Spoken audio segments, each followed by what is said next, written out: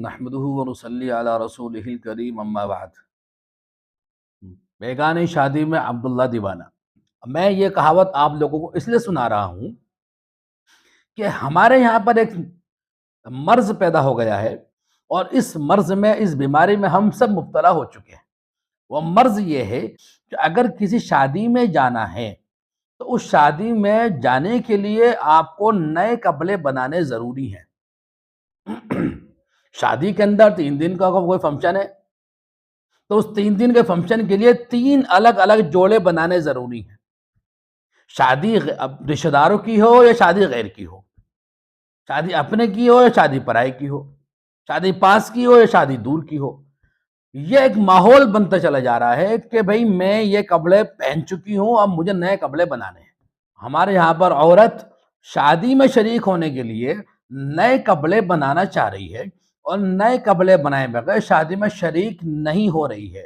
ایسی مثالیں بھی سامنے آتی ہیں اور آئی ہیں کہ آپ شادی میں کیوں نہیں آئے تھے؟ پتہ یہ چلا اور رپورٹ اندر سے یہ آئی کہ کپڑے نہیں تھے، اس لیے شادی میں شرکت نہیں کری، اور جو کپڑے تھے ان کے پاس، وہ کپڑے 1-2 بار 2-4 بار وہ پہن چکی تھی۔ میں پوچھنا چاہتا ہوں اپنے بھائی اور بہنوں سے کہ جو کپڑا آپ نے 1 مہینے پہلے بنایا ہے، کیا وہ 1 مہینے کے اندر پرانا ہو گیا ہے؟ کیا اس کپڑے کو پہن کر شادی میں شریک نہیں ہوا جا سکتا؟ آپ کو اس کپڑے کو پہنتے ہوئے کیوں شرم آ رہی ہے بھائی؟ کیا وہ کپڑا پرانا ہو چکا ایک بار پہن کر؟ بالکل بھی نہیں، وہ کپڑا بالکل نیا ہے، لیکن ہمارے دماغ میں دکھاوا، نقشے بازی جو گھس چکی ہے، اور اسٹینڈرڈ جو گھس چکا ہے کہ میں الگ دکھوں، میں بہت اچھا دکھوں، میں بہت اچھی رہوں، بہت اچھی دکھوں، تو یہ سب چیزیں جو دکھ چکی ہیں نقشے بازی، اس نقشے بازی کی وجہ سے ہم نے اپنا نظام خراب کر لیا ہے، اور بہت بڑا مرض ہے یہ اس وقت کہ اس مرض میں لگ بھگ سب گھر مبتلا ہیں، کوئی کم یا زیادہ۔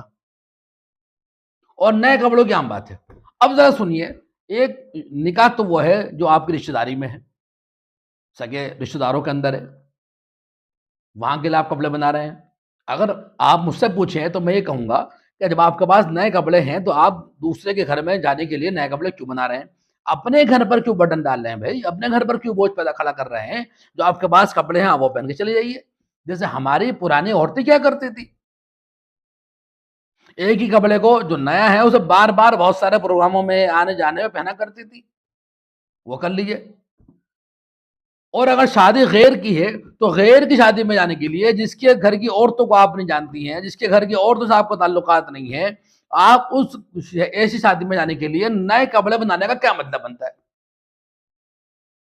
میرے گھر میں نظام تو یہ ہے، اللہ کا فضل ہے کہ غیروں کی شادی میں تو شرکت بہت دور کی بات ہے، اپنوں میں بھی بہت کم شادیوں میں جانا ہوتا ہے، اور بات یہی ہے کہ رسومات اور بے حیائی، بے شرمی اور بے پردگی کی وجہ سے عورتوں کا جانا لگ بھگ نہ کے برابر ہو چکا ہے۔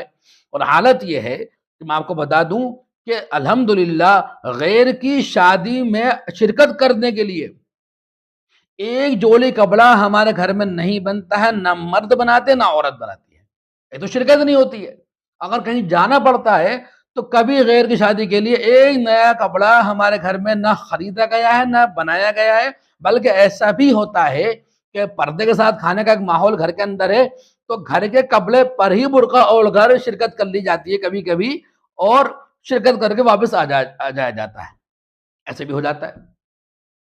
تو مجھے آپ بتائیے کہ کیا فائدہ ہے ان رسومات کا، اور کیا فائدہ ہے ان فضول خرچی کا؟ اس کے بارے میں قرآن مقدس میں اللہ تعالیٰ ایک جگہ فرما رہے ہیں کہ فضول خرچی کرنے والوں سے اللہ تعالیٰ محبت نہیں کرتے ہیں، دوسری جگہ پر فرما رہے ہیں کہ فضول خرچی کرنے والے شیطان کے بھائی ہیں۔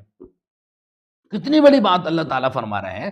اب ہم دیکھیں کہ ہمارے پاس نئے کپڑے ہیں، ہمیں وہی پہن کے جانے، اگر آپ جانا چاہتے ہیں تو گھر کے کپڑے پہن کے جائیے، کیوں آپ نئے کپڑے بنا رہے ہیں بھائی؟ آپ کے شوہر نے کیا غلطی کر لی؟ آپ کے گھر کے مرد نے کیا غلطی کر لی کہ آپ اس کے اوپر، اس کی جیب پر ایک بٹن ڈال لیں، ایک بوجھ ڈال لیں؟ جن لوگوں کو نوازا ہے وہ یہ کام آسانی سے کر سکتے ہیں، لیکن سوال یہ کہ وہ بھی یہ کام آسانی سے کیوں کر رہے ہیں بھائی؟ جب ان کے پاس نئے کپڑے موجود ہیں تو فضول خرچی کیوں کر رہے ہیں؟ اور جن لوگوں کو نوازا نہیں ہے تو وہ اگر یہ کام کریں گے تو ان کے لیے میرا صرف ایک لفظ ہے کہ وہ نہایت درجے کے بے وقوف اور احمق ہیں، بے عقلیں ہیں، کہ وہ یہ جانتے ہوئے کہ ہمارے پاس خرچے نہیں ہیں، ہمارے پاس آمدنی کم ہے، پھر بھی وہ خرچ کرنے پر تیار بیٹھے ہیں۔ انہیں سمجھنا چاہیے اور غور کرنا چاہیے کہ کتنا بڑا خرچہ ہمارا ہم نے اپنے غیر ضروری فضول خرچوں میں، نقشے بازیوں میں، دکھاوے بازیوں میں اپنے ضائع کر رکھا ہے۔ اس لیے میں نے شروع میں وہ کہاوت کہی تھی کہ شادی دوسرے کے گھر میں ہو رہی ہے اور خرچے ہمارے گھر میں ہو رہے ہیں۔ کیا مطلب ان خرچوں کا؟ ہمیں غور کرنے کی ضرورت ہے کہ ہم نے اپنی کمی کی بنا پر اپنی زندگی کو کتنا مشکل ترین بنا لیا ہے۔ کاش ہم لوگوں کو یہ بات سمجھ میں آ جائے تو ہم اپنے مردوں کے لیے اور اپنے آپ کے لیے بہتر زندگی قبول کر سکتے ہیں اور آسان والی زندگی قبول کر سکتے ہیں۔